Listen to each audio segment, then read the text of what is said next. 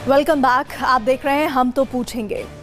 एक महिला की लाश मिलती है, बुरी तरह जली हुई लाश, जिसे देखने के बाद डॉक्टर को शक हुआ कि उसके साथ बलात्कार हुआ है। रेप के बाद उसकी कनपट्टी में गोली मारी गई और मरने के बाद जला दिया गया।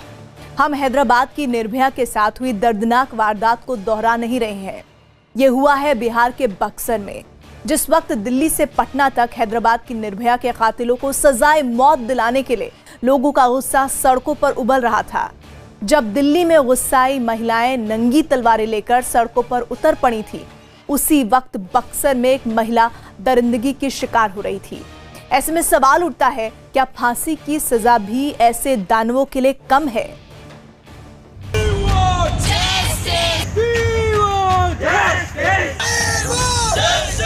कपड़े पहन के भी लड़कियां सेफ नहीं है कि कब तक रेप होते रहेंगे। फांसी की सजा, और वो भी ओपन प्लेस में हो। ऐसा करे उनको सीधे फांसी की सजा मिले, उनको रख के ना जेल में सड़ाया ना जाए।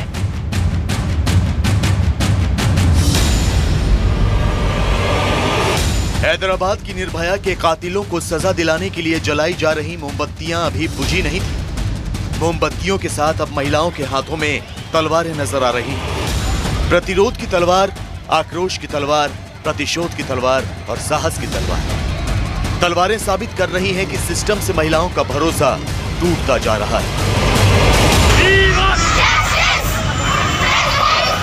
तस्वीर आपको दिखा रहे हैं जंतर मंतर की, जहां पर लगातार भीड़ बढ़ती जा रही है। और ये सिर्फ एक दिन की भीड़ नहीं, ये रोज इसी तरीके से भीड़ यहाँ जुटती है और कोशिश ये करती है कि अपनी आवाज वहां तक पहुंचाएं जहां वो तमाम लोग बैठे हैं जो कानून बनाते हैं, कानूनों का पालन करने की बात करते हैं। वो लोग वहां तक इनकी बात पहुंचे और वो लोग समझें कि आखिर किस तरीके से जो चीजें हैं वो बिगड़ती जा रही हैं, और अगर इसको नहीं रोका गया तो परेशानी काफी ज्यादा बढ़ जाएगी। ये देखिए, यहाँ पर तमाम महिलाएं हैं जो कि तलवार लेकर पहुंची हैं और अपना विरोध प्रदर्शन कर रही हैं। हम तलवार से ये मैसेज देना चाह रहे हैं कि हमें अब खुद आगे आना पड़ेगा। हमारी रक्षा करने वाला कोई नहीं है और अब हम खुद अपनी रक्षा करने के लिए तलवार लेके हाथ में आए हैं।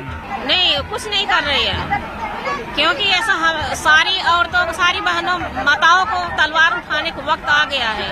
और जो बलात्कार किए उनको फांसी नहीं, उन्हें सीधे गोली मारनी चाहिए। गुस्से और बेबसी में इंसाफ और सुरक्षा की गुहार लगाती चीखें आज भी सड़क से संसद तक गूंज रही थी। इसी शोर में एक और निर्भया की चीखें दफन हो गई। सिर्फ शहर बदला था, हालात नहीं। वो हैदराबाद की निर्भया थी और ये बिहार के बक्सर की निर्भया है, जिसकी ना तो उम्र का पता चल पाया है, ना नाम पते का। सिर्फ इतना पता है कि किसी दरिंदे ने इसे अपना शिकार बनाया, कनपट्टी पर गोली मारी और फिर जला दिया।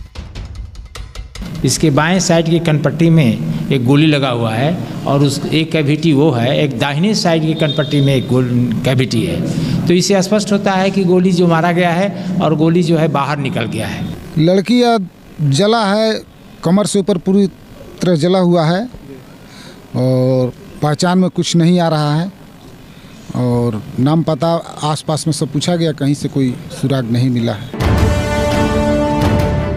सवाल ये कि महिलाएं देश के किस कोने में सुरक्षित हैं? ये सवाल पूछते हुए दिल्ली महिला आयोग की अध्यक्ष स्वाति मालीवाल जंतर मंतर पर आमरण अनशन पर बैठी। मांग ये कि बलात्कार के 6 महीने के भीतर सजा हो, सजा भी फांसी। उन्होंने प्रधानमंत्री को पत्र लिखकर मांग की कि दिल्ली की निर्भया के दोषियों को तुरंत फांसी दी जाए, बलात्कारियों को 6 महीने में फांसी का कानून बने, सभी राज्यों में पर्याप्त पुलिसकर्मियों की भर्ती हो, सभी जिलों में पर्याप्त फास्ट ट्रैक कोर्ट खोले जाएं, निर्भया फंड का ठोस इस्तेमाल किया जाए, पुलिस की जवाबदेही तय हो।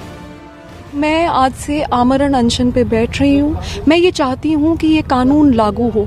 मैं चाहती हूँ कि देश भर के जो पुलिस के संसाधन हैं उनको बढ़ाया जाए, पुलिस की जवाबदेही तय की जाए और फास्ट ट्रैक कोर्ट्स बनाए जाएं। स्वाति मालीवाल के समर्थन में घर से निकली महिलाओं का एक ही सवाल था कि आखिर हम कितनी निर्भयाओं की लाश का बोझ उठाएं? इस वक्त हम मौजूद है जंतर मंतर पर। तस्वीरें आप देखेंगे, जहां तक देखेंगे वहां महिलाएं आपको प्रोटेस्ट करते हुए, प्रदर्शन करते हुए, नारेबाजी करते हुए नजर आएंगी। आक्रोश है, नहीं जानते कि किस और तरीके से अपने आक्रोश को वो व्यक्त करें, इसलिए प्रदर्शन करती हुई महिलाएं आपको यहाँ नजर आ रही है। आज यहाँ पर DCW की अध्यक्ष स्वाति मालीवाल है, जो कि आमरण अनशन पर बैठी हुई है। उनके साथ देने के लिए अलग अलग आयु वर्ग, अलग अलग जगहों से स्टूडेंट्स हैं, महिलाएं हैं, वो जुड़ी हुई हैं। पुलिस हमारी सुनती नहीं है, पुलिस को जब कॉल करो तो टाइम पे पुलिस नहीं आती और हमारी सरकार अभी तक सो रही है, कानून नहीं बना रही है। हमारे देश में बलात्कार हो जाते हैं, सजा सुनाई जाती है, पर सजा दी नहीं जाती है। हम ये चाहते हैं कि बलात्कारियों को 6 महीने के अंदर फांसी हो। यही सवाल कई सांसद भी पूछ रहे हैं। महिलाओं के साथ हैवानियत की सारी हदें पार करने वालों को सजा मिलने में देरी होती है तो ऐसे दरिंदों का हौसला बढ़ता है। निश्चित रूप से मैं कहना चाहूँगा, अगर किसी लड़की को इस तरीके से जलाया गया हो, क्रूर कर्म करके जलाया गया हो, तो निश्चित रूप से उसके आरोपियों को भी भर सड़क में उसी तरह जलाना चाहिए। उन्होंने कितना गलत किया है, उसके साथ रेप किया और फिर उसको जलाया, तो उसको भी ऐसे ही करना चाहिए, उनको भी हैंग कर देना चाहिए और उनको फांसी देनी चाहिए, छोड़ना नहीं चाहिए। जो लोग बलात्कारियों को सरेआम सजा देने के लिए उठ रही आवाजों को जायज नहीं मानते, वो भी इस बात से सहमत हैं कि ऐसे हालात के लिए हम सब जिम्मेदार हैं। हम सब मतलब सरकार, संसद, समाज और न्यायपालिका भी। समाज एक सरकार होने के नाते हमने अपनी बेटियों को इंसाफ नहीं दिला सके और बहुत सारे कारण हैं, लेकिन दुख इस बात का कि हर बारी ये घटना घटती है, न्यूज़ में मुद्दा बनता है, पार्लियामेंट में उठाया जाता है and then it's business as usual. Delhi के निर्भया कांड जैसा आक्रोश एक बार फिर पूरे देश में है। महिलाओं और बच्चियों के दिलो दिमाग में यही डर सबसे गहरा है कि जो दिल्ली में हुआ, जो हैदराबाद में हुआ, जो टोंक में हुआ, जो बक्सर में हुआ, वही कल उनके साथ भी हो सकता है। डरेंगे ही, ऑब्वियस सी बात है, हम लोग डरेंगे।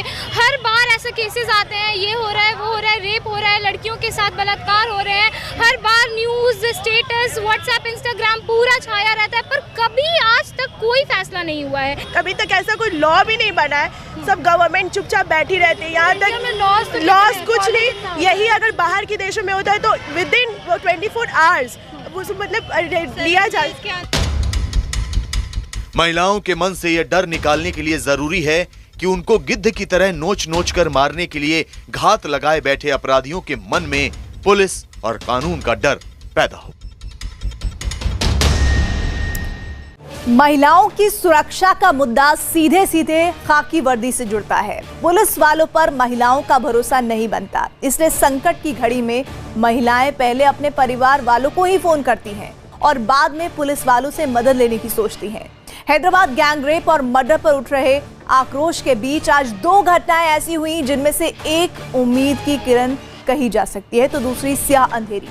मैनपुरी में एक नाबालिग छात्रा की रेप के बाद हत्या को पुलिस ने खुदकुशी बताने की कोशिश की तो हरदोई में एक पुलिस वाले ने रात में घर अकेले पैदल घर लौटती हुई एक महिला की मदद की। आज क्या हो गया फिर?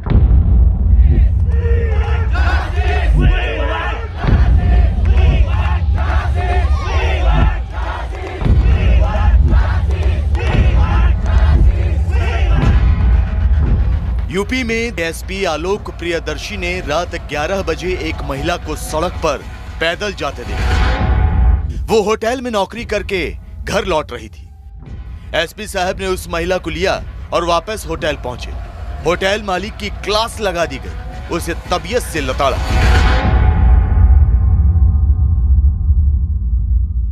क्या अब अभी मैंने देखा कि अकेले जा रही है तो आप लोग को कोई सिक्योरिटी वाले इसके साथ कुछ हो जाए, नहीं इनको भेजते हैं। हाँ, तो आज क्या हो गया फिर? आज क्यों नहीं भेजा आपने? काश हैदराबाद पुलिस ने भी ऐसा ही चेहरा दिखाया होता। लोगों को हैदराबाद की निर्भया के साथ जितनी हमदर्दी है, पुलिस के रवैये पर उतना ही गुस्सा भी है। आरोप है कि थाने में शिकायत दर्ज करने के लिए भी पीड़ित के घर वालों को अपमान के कड़वे घूंट पीने पड़े।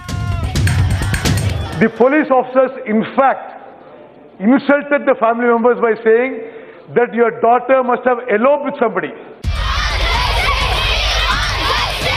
बात सिर्फ हैदराबाद की नहीं है। इस घटना के खिलाफ प्रदर्शन कर रही महिलाओं का आरोप है कि वो अपनी सुरक्षा के लिए पुलिस के पास नहीं जा सकती। लड़कियों को बाहर क्यों नहीं निकलना चाहिए? क्यों नहीं रोक के रखना चाहिए? ज्यादा से ज्यादा प्रोटेक्शन देना चाहिए। हम चाहे रात के 1 बजे क्यों ना निकले, हम सेफ होने चाहिए। हालांकि मायूसी के आलम के बीच लुधियाना पुलिस ने पुलिस पर महिलाओं का भरोसा बनाने के लिए मुहिम चलाई।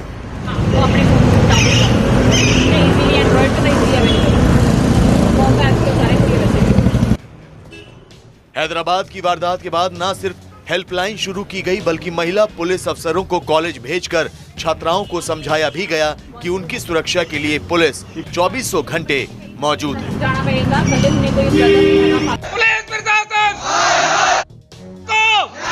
लेकिन पुलिस का संजीदा चेहरा कभी कभार ही देखने को मिलता है। मामला यूपी के मैनपुरी का है, जहां 16 सितंबर को एक हॉस्टल में 11वीं में पढ़ने वाली एक नाबालिग लड़की की लाश फंदे में लटकती मिली। लड़की के घर वाले चीख चीख कर आरोप लगाते रहे कि उनकी बेटी की रेप के बाद हत्या की गई है, लेकिन पुलिस ने खुदकुशी का केस बताकर पल्ला झाड़ लिया। घर वालों ने सीबीआई जांच के लिए अनशन तक किया।